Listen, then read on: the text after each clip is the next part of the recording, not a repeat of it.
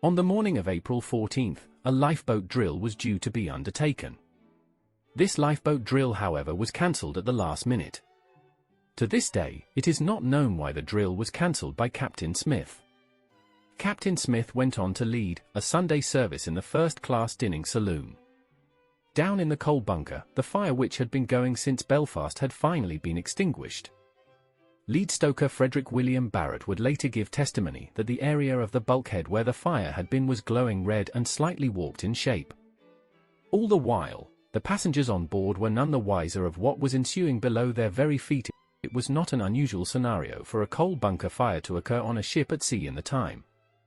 To rectify this, they would quickly empty the bunker, throwing the burning hot coals into the boilers. When enough coal had been removed, they would dampen down the coals to remove the fire. Throughout the day, numerous ice warnings were received by the Titanic, some of which made it to Captain Smith. One of these messages was Smith showed to Bruce Ismay, the chairman of the White Star Line and passenger aboard to oversee the maiden voyage. Ismay proceeded to place this ice warning in his pocket. Later, Captain Smith asked Ismay for this piece of parchment to pin it up in the bridge. One message sent by the SS Californian, a Leyland Line vessel, to the Titanic was met with hostility, as the Californian had stopped for the night, due to icebergs surrounding the ship. The message was sent warned Titanic. As the wireless operator Jack Phillips was sending messages through to Cape Race, a loud-pitched message rang through his ear. Phillips replied to this message with, shut up, I am working Cape Race." They proceeded to continue with sending the passengers messages. The wireless operator on board the Californian proceeded to shut down the Marconi system and head to bed. At the time, it was not compulsory to have a wireless operator on standby at all times of the day and night. As the evening went on, the captain on the bridge observed that they were traveling through a perfectly calm night. At around 11:30 p.m., Captain Smith would retire to his cabin, telling the crew to keep a sharp eye on the horizon, maintain heading and speed, to watch out for growlers, which are small ice sheets, and wake him should there be anything happen. At around 11:40, however, something would indeed happen.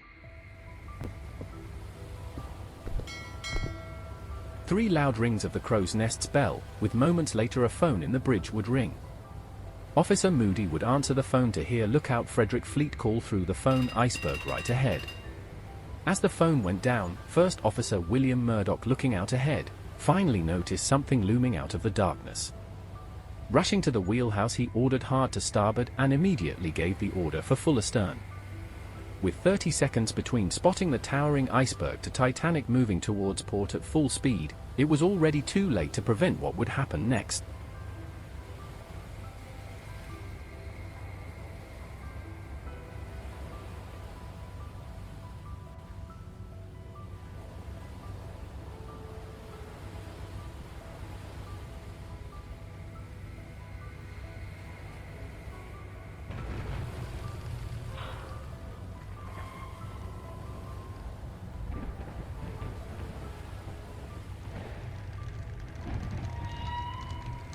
Titanic strikes the iceberg on the starboard side with glancing blows. The iceberg, banging holes along the side below the waterline. Murdoch hastily ordered hard to port to attempt to swing the stern and propellers clear of the iceberg, before ordering all stop. Just like that, they were past the iceberg. Feeling the shake, Captain Smith, who was preparing to take a bath, came onto the bridge and asked Murdoch what had happened. Murdoch would reply, "An iceberg, sir." The captain would then order a search to check the damage Titanic had sustained and called Thomas Andrews, the chief designer, to assist with this. Thomas Andrews took part in the maiden journey as part of the Guarantee crew. A group of engineers whom helped build Titanic, they would be on the round trip to make sure everything was running smoothly. Down in the boiler room 6, the water was gushing in, flooding the boiler room fast. As Andrews made his observation of the sheer amount of water flooding the boiler room, he heads back to the captain, where he gave the assessment and the mathematical certainty that Titanic would founder within 2 hours. Captain Smith would head to the Marconi room and ordered Phillips and Bride to send a distress signal of CQD, telling the men that if anyone responds to say they are going down by the head and need immediate assistance. Phillips sprang into action immediately, sending the message. Meanwhile, across the Atlantic 505 miles away, Olympic was underway at full speed, having left New York at 3 p.m. on the 13th of April. Their first wireless operator, Ernest James Moore, was listening in on the wireless. He could hear faint Morse code and chatter across the Atlantic ahead of him. He continued to listen in and try to get a grip on what was going on. At 12:20 a.m., Titanic's distress call had reached the Cunard liner RMS Carpathia, whom was on a course back to England. With a stroke of luck, the wireless operator was about to go to bed, listening in one last time when the message appeared.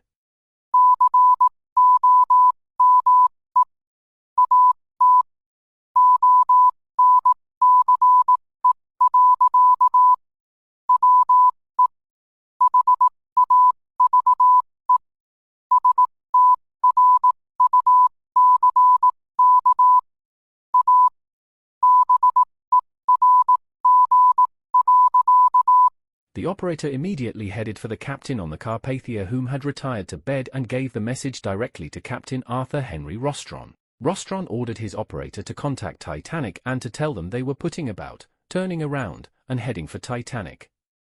A course was plotted, and it was estimated by Rostron that they would be on the scene within 4 hours.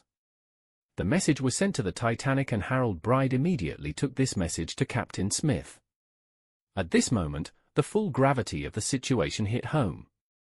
On board Titanic, they had 20 lifeboats with a capacity of 1,178 people. On board the Titanic, however, there were over 2,200 people.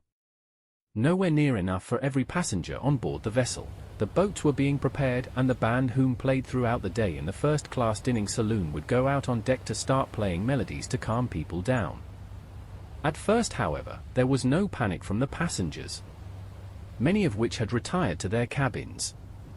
Once the first lifeboats were ready, the order was given for women and children to be added to the boats first. On the starboard side, William Murdoch would take command of the boat deck, with putting women and children on the boats first. However, if there was no women and children left to go on the boats, men would be allowed to board. However, on the port side, Charles Lightoller would assume command of the boat deck, making sure that only women and children would board the lifeboats, not allowing a single man on regardless. By 12:30, numerous ships in the area had heard the call from Titanic and began racing to the scene. However, all but one of these ships were too far from Titanic's position. By this point in time, RMS Carpathia had completed its turnabout and was racing towards the coordinates given by Titanic. Rollstrand ordered all unnecessary lighting be turned off to give the Carpathia the extra power and to attempt to speed up. The top speed of Carpathia, however, was 18 knots, a small passenger and cargo vessel, not equipped for speed. Up on the bridge of Titanic, the captain and several crew members looked towards the horizon and spotted what they believed to be another vessel standing still. The captain ordered rockets to be fired at 5-minute intervals to alert any other ship of their presence. When this failed to invoke a response from the vessel on the horizon, an attempt was made to signal the other vessel with a Morse lamp. However, no response came from the other vessel. It is now believed that the other vessel was that of the SS Californian, a ship operated by the Leyland Lines, the very ship that Jack Phillips had told to shut up just hours before. Just 10 minutes later, at 12:40, the first lifeboat on the starboard side was lowered, roughly 1 hour after the collision with the iceberg. It only held 12 people. This was due to two reasons. One, those in control of the lifeboats were worried about the weight of lowering the lifeboats over the side with too many people on board. The other, many of the passengers refused to leave the vessel as they did not feel the situation was as dire as the crew were stating. Although Titanic had now developed a list to port, it was a subtle list, and so the passengers did not feel it. It is now believed that the list to port, on the left-hand side of the ship, was largely due to the coal bunkers on the left-hand side being filled. Due to the earlier fire, the coal mainly used throughout the voyage had come from the starboard side, on the right, making the starboard side lighter and more air within, giving the area more buoyancy. 12:50 a.m. Jack Phillips, working tirelessly in the Marconi room, continues to try and make contact with other vessels. In an attempt, he tries to call Titanic's sister. Olympic was currently steaming on her return journey to Southampton.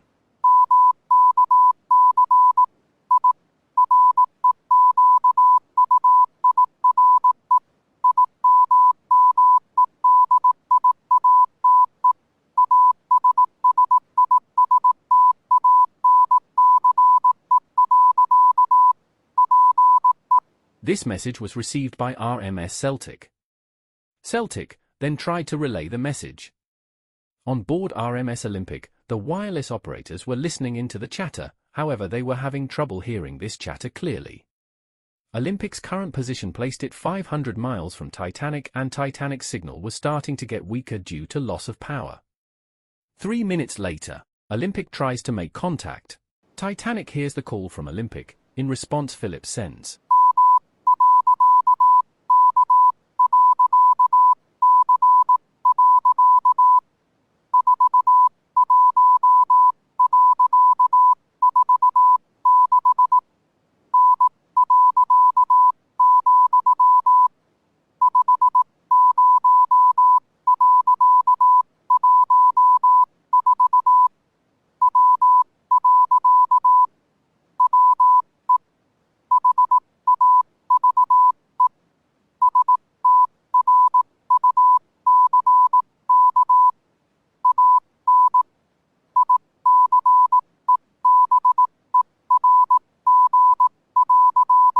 The chatter across the Atlantic intensifies, leaving Olympic to send a message to all ships.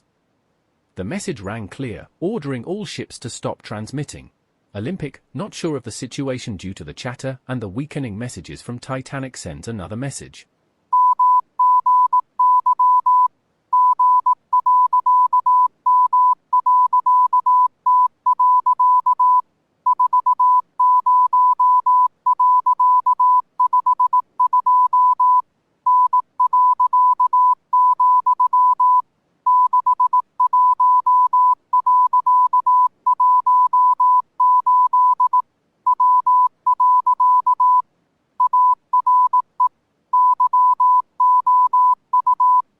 Jack Phillips, flabbergasted at this, replies loudly.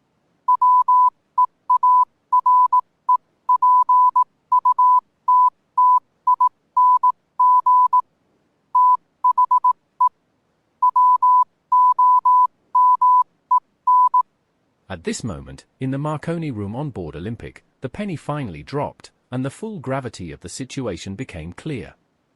Moore quickly went to his colleague Alec Baggott, waking him to tell him the news. Alec got up, immediately taking a note that had been written, and ran to the bridge. Here were assembled with Captain Herbert Haddock, the first officer, R. Hume, second officer, Ain H. Fry, and 2 junior officers. Moore continued to try and get more information from Titanic. Olympic replies asking about the sea conditions, with Titanic's reply back clear and calm.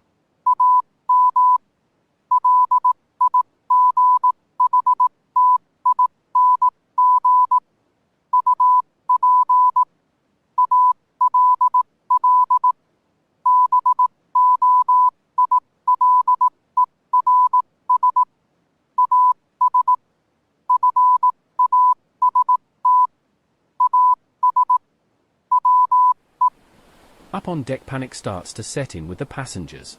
The Lister port had now increased, and the forecastle of Titanic was now underwater, with the sea now reaching the superstructure. As lifeboats were launched, Captain Smith called back some of the boats which were half or less than half full, asking them to take on more passengers. However, no boat would make its return to the ship. At roughly 2:05 a.m., the final boats, Collapsible A and B, sitting on the officers' quarters, were dropped from their position. One landing upright and the other capsized.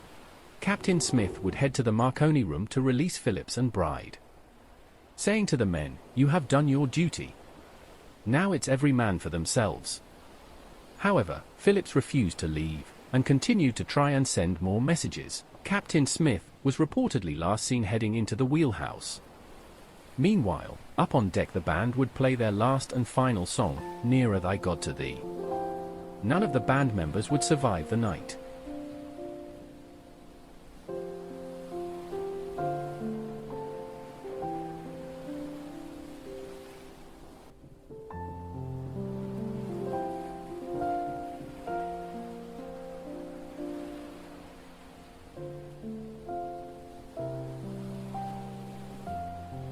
The final plunge was well underway. The forward funnel collapsed, soon to be followed by the second.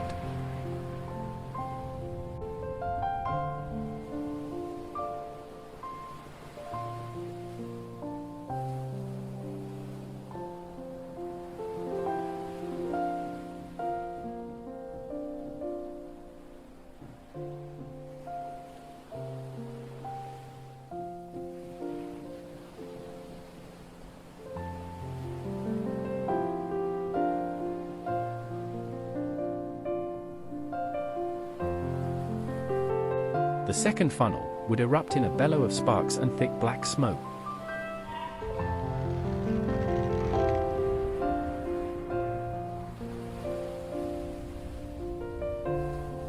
The stern of the mighty vessel was clear and out of the water.